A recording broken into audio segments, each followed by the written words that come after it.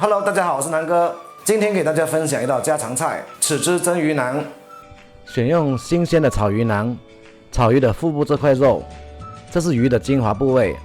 购买回来的时候洗净，把鱼背上的骨头去掉，背上的肉剔除掉，留下来的精华部位，改成1.5厘米左右的宽度就可以了。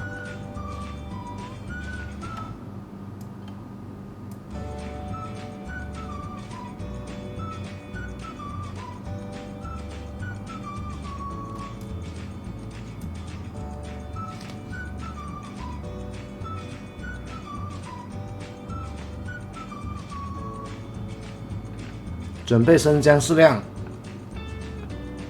切粒，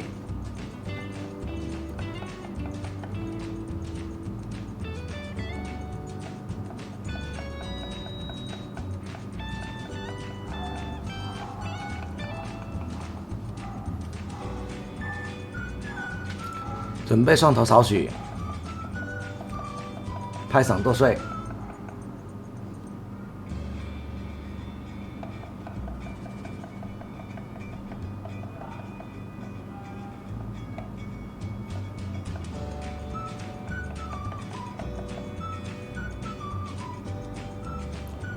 指天椒适量，切碎。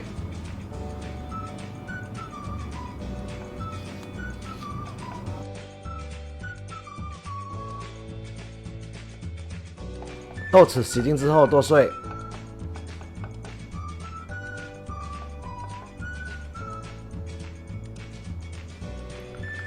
切少许葱花，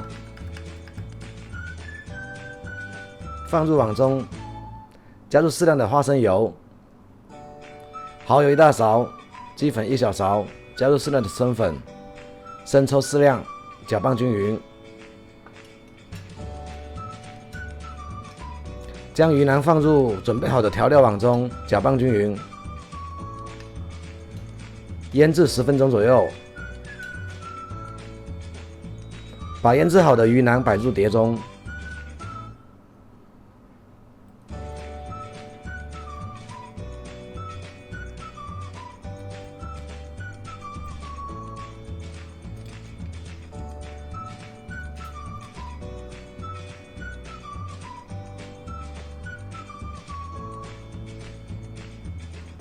水开之后放入鱼去蒸，大火蒸8分钟就可以了。美食制作完成。如果大家喜欢我的视频，麻烦你点赞分享一下，谢谢。喜欢我视频的朋友，麻烦点个赞，订阅一下，打开下面的小铃铛，谢谢。